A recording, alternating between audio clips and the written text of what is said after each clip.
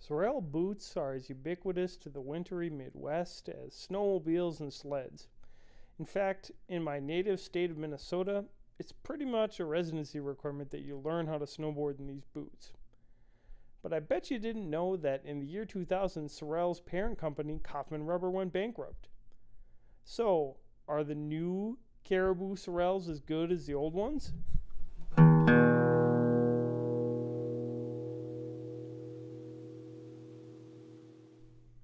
Let's just talk basic design of these boots.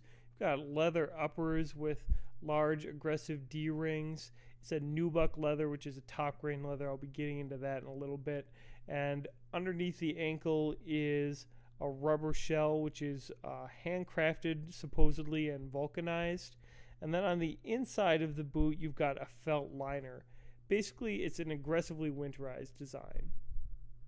The outsole is made of the same piece of rubber as the rest of the lower shell, and it's made out of what Sorel calls an aerotrack design, clearly a non-loading design meant to shed snow easily.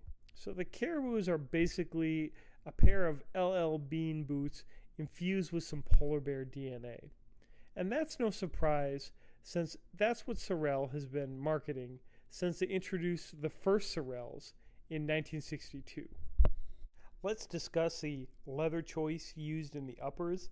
Nubuck leather is a top grain cattle leather, which has been sanded or buffed on the grain side, that is the outside of the leather, and it gives the leather a slightly suede-like appearance, a bit of a nap, and that's in spite of the leather being fairly stiff, unlike suede. Now, this is not an ideal choice for winter boots because it's going to be harder to clean and harder to apply an aftermarket waterproofer to. Another concern to keep in mind is that if the outsoles get worn out, Sorel doesn't offer presently any sort of recrafting ability to the lowers. So once these rubber lowers get worn out, they're basically not good anymore. Most people aren't probably going to worry about that too much because these boots are so overbuilt. They have a huge triple stitch all the way around the lowers, gigantic D-ring eyelets which are each individually stitched to the uppers, along with very thick laces that are going to be easily able to be tied with a pair of gloves. The tongue, of course, is stitched to the rest of the uppers so that snow isn't going to easily get in. It's not the cleanest attachment to a tongue to the rest of the upper that I've ever seen, but it is going to work, and the tongue is nice and tall. These boots are made in China, and the lack of craftsmanship does come out when you examine the inside of the boot. They appear to be painted with some sort of rubber substance along the tongue as well as in the heel box. It's very shoddily done, and you can clearly see the leather quality is not great either. The grain isn't very even. The entire rubber unit for the lower of the shoe is lined with a very thin and cheap fabric. Probably not as big of a deal because you are going to have that liner in there, but it is disappointing to see this kind of construction in a boot that retails for $140. Another fault is the thickness of the leather choice. This is a fairly stiff and fairly thin leather. Now, that just means they're going to be more uncomfortable to wear, and it's just not a very nice leather for the price. Look at the liner real quick. You've obviously got that faux shearling liner at the top of the boot. It's not particularly soft. One nice innovation to the old boots is the use of this neoprene to give the liner a little bit of stretch. Old Sorels were really hard to get your feet into, and that's no longer true.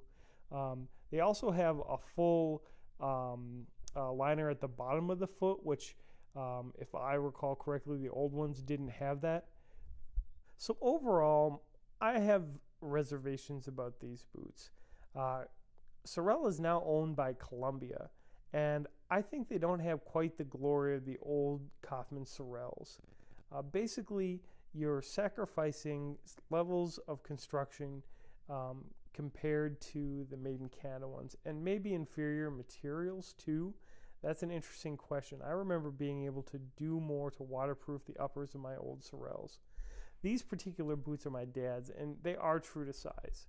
I guess overall, if you want a pair of Sorels and you want the classic Sorel design. They are still out there. However, there's going to be no way for you to get these boots serviced in the future, and there are made in North America alternatives. Hammock you see here is made in Canada, and of course there's also LL Bean. What alternatives do you recommend? Thanks a lot for watching. Sorel boots are as ubiquitous to the wintry Midwest as snowmobiles and sleds. In fact, in my native state of Minnesota, it's pretty much a residency requirement that you learn how to snowboard in these boots. But I bet you didn't know that in the year 2000, Sorel's parent company, Kaufman Rubber, went bankrupt. So, are the new Caribou Sorels as good as the old ones?